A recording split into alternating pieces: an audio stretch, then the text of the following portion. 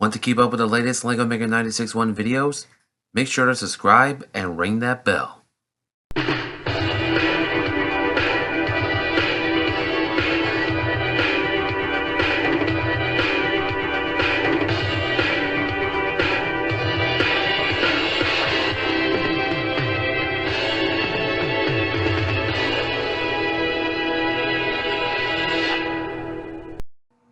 Hello everyone, LEGO Maker 96.1 here with another video. And we'll go back to another On This Day in History. It was on this day in history in 1863, the Battle of Chickamauga was underway. Now this was the first major battle that occurred in Georgia, and it marked the end of the U.S. offensive, including the Chickamauga Campaign. Now this was the first battle that was fought in Georgia and the most significant U.S. defeat in the Western theater, and involved the second highest number of casualties after the Battle of Gettysburg. Now, mind you, Gettysburg, after the battle, according to the American Battlefield Trust, it suffered 51,112 casualties. But according to the American Battlefield Trust, for the total amount of casualties after this fight, the casualties was 34,624 casualties. It's crazy. Even though Gettysburg remains the highest to this very day. Now, this was 1863. This was 2 months after Gettysburg. Lee was repulsed, and there were more fights to come. Now, commanding the Union Army of the Cumberland was William Stark Rosecrans, and with him was George H. Thomas, a Southern Unionist from Virginia, Thomas L. Crittenden, Alexander McCook, and Gordon Grierdon. These were the Union commanders that were with the Army of the Cumberland. And now, here's the fact that you didn't know. James Garfield was with them. Oh yeah, you heard right. President James Garfield was a Union veteran. Yeah, you didn't know that, did you? But for the Confederates, we have Braxton Bragg, James Longstreet, and Leonidas Polk. Now, these two generals marched towards the Army of the Tennessee to reinforce Bragg and his army. Now, Longstreet moved with his corps, detaching from the Army of Northern Virginia to link up with Braxton Bragg's army of the Tennessee. Now, mind you, this was the same Army of Tennessee that was defeated in 1864 in the Franklin-Nashville campaign, which was led by John Bell Hood. And yes, I will be talking about Hood in this fight, so don't worry. Now, John Bell Hood was actually wounded in this particular fight. Why? Well, just before the Battle of Gettysburg, Hood met a Richmond socialite by the name of Buck, whose real name is Sally Buchanan Preston. Now, Hood's luck changed completely after meeting her. During the Battle of Gettysburg, at Little Round Top, Hood's left arm was hit by shell fragments, leaving it paralyzed. By shell fragments, artillery fragments, as it were. Now, the Civil War introduced us to exploding cannonballs. Oh yeah, exploding cannonballs, that's a real thing. Now, in this particular fight, Hood was mounted on horseback and he was hit in the upper thigh by a rifle ball, shattering the bone inches away from his hip. And after the fight, the leg would have to be amputated. Now, according to a curator of the Franklin House in Tennessee, he said that 80% of soldiers who had that operation died. Hood actually lived. That's crazy. And speaking of living, I'm going to go over two soldiers, two Union privates, who participated in that fight. One of them was Ben Mabry of the 82nd Indiana, and Jacob Miller of the 9th Indiana. Now, for the first one, I'm going to go in over for Jacob Miller because his story in particular, it just pretty much defied belief. Now, Jacob Miller was a Union private who was with Company K of the Ninth Indiana. And what happened to him? Well, in battle, he survived a buckshot wound to the head. How do I know it is? Well, buckshot, for those who don't know, has to do with muzzleloader during the Revolution and in the early days of the American Civil War. It contains either a 50 to a 75 caliber lead musket ball with a combination of either 3 to 6 buckshot pellets. How do I know? Well, these were buckshots? Well, years after the war, pieces of metal was coming out of Jacob Miller's head over the years. I know this was buckshot because he said pieces of metal because this has to do with the buckshot he hit. Now, many of you are thinking, oh, he was shot in the head and he's supposed to be dead, right? True. But miraculously, and this is just defying all belief, Jacob Miller survived. And many people thought he was dead. But in truth, he actually survived.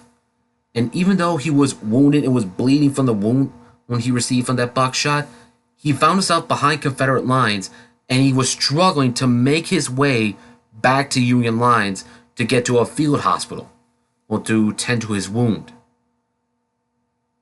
He was lucky enough to get to Chattanooga, a Union-held city. And it was there he was treated and he continued until he was discharged from the army. I mean, that is crazy. Surviving a buckshot to the head. It's crazy. Now another man is Ben Mabry of the 82nd Indiana. Now, for a soldier during the American Civil War, he will have some of his personal items from home, mainly letters from their wives, their family, their loved ones, and even photographs of the family. Now, Ben Mabry, he has those items, including letters from home and anything to write home. Now, during this particular fight, he lost his haversack or his knapsack. He lost his knapsack during the fight. And so he wrote home to his wife about what happened. Now, after the battle, sometime after the battle, I should say, Ben Mabry took a knapsack from a fleeing Confederate. It didn't contain the items that were in this thing, but it felt like it evened the score. Now, what did happen to Ben Mabry's haversack or knapsack? I'm getting those mixed up. I apologize for that. Now, what happened to his knapsack? Were they ever found? Did somebody lay claim to them? Was it in storage somewhere? We don't know. What I do know is that it's out there somewhere and it will be found. Now, speaking of the Union soldiers that participated, there were multiple units that participated in this particular fight as well. Among them being the Orphan Brigade and the Lightning Brigade. Now, the Lightning Brigade was a Union unit led by Colonel John Wilder.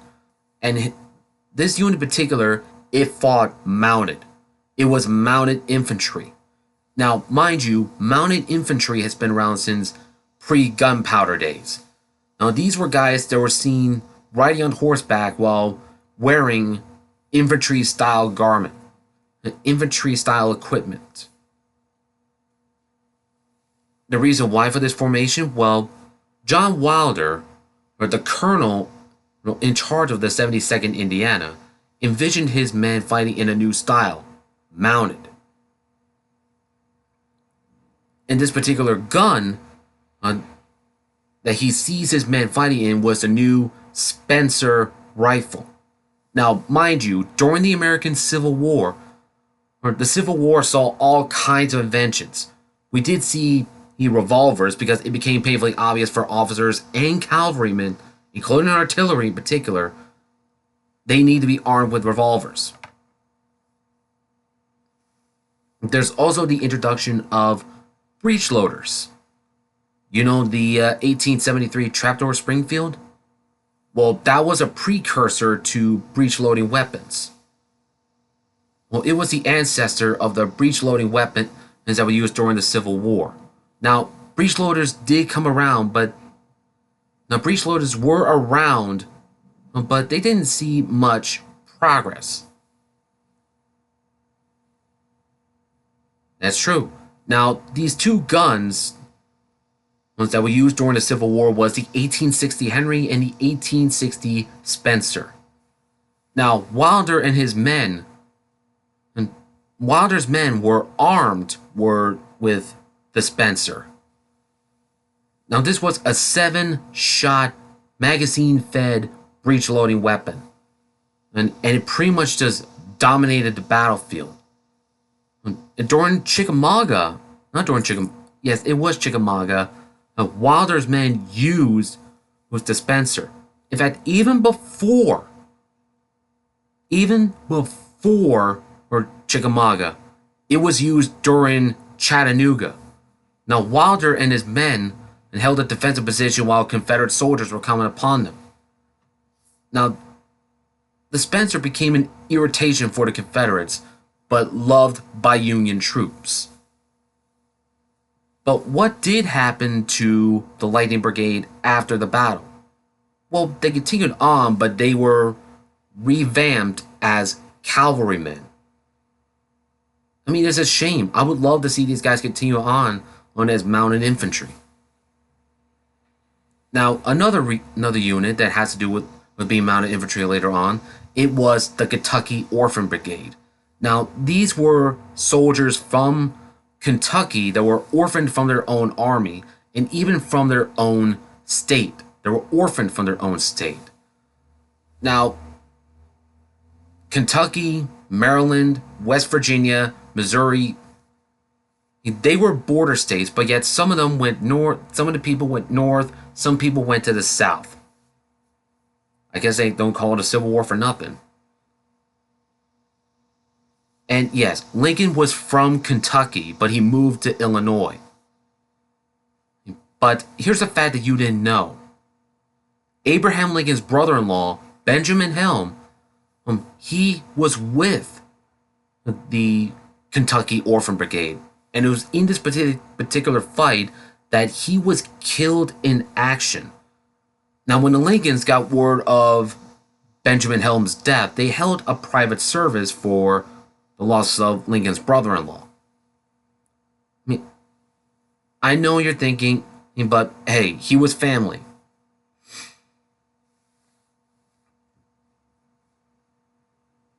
Now, the fighting began on the 18th. And the Union began to make a formation along a wide arc. Now, even though there was some fighting along both ends of the flanks, like one in the middle and one on the right, before falling asleep, Rosecrans said, "I would strengthen the left."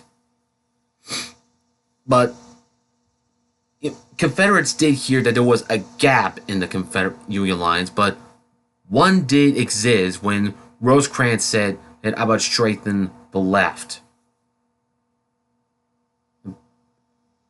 Now, there were repeated assaults over and over again, but many were repulsed. Now, the Union did hold a position on Snodgrass Hill, but unfortunately, they were forced back, leaving the field to the Confederates. Now, Chickamauga ended with a Confederate victory.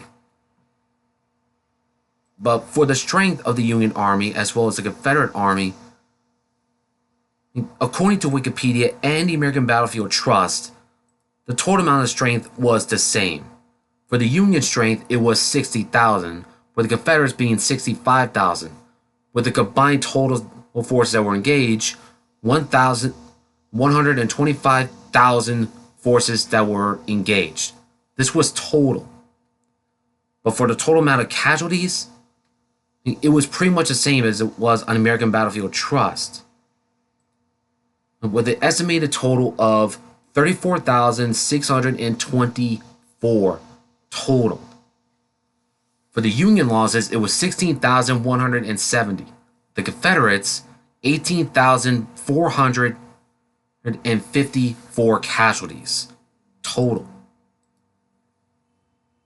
For the Union losses, they lost 1,657 and killed 9,756 wounded and 4,757 captured or missing.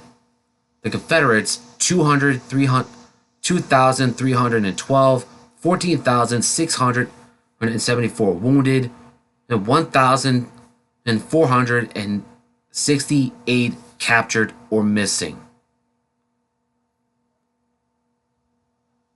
It was crazy.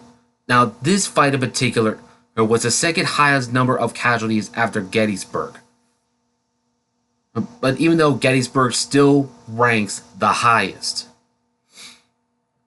Now, Chickamauga, get used to this name, is an old Cherokee name meaning river of blood. But after the Battle of Chickamauga, it would live up to his name because there would be more men killed, wounded, captured, or missing, almost mirroring the Gettysburg battle. It's crazy, isn't it? And yeah, that's pretty much it. And that concludes this video. Now, if you enjoyed this video and you want to see more like this, including many other videos that I've done on my channel, please feel free to leave a like, a comment, and subscribe to my channel, and turn on the bell notifications so that way you can be notified when I upload the next video. And as always, this is LEGO Mega 96-1 signing off.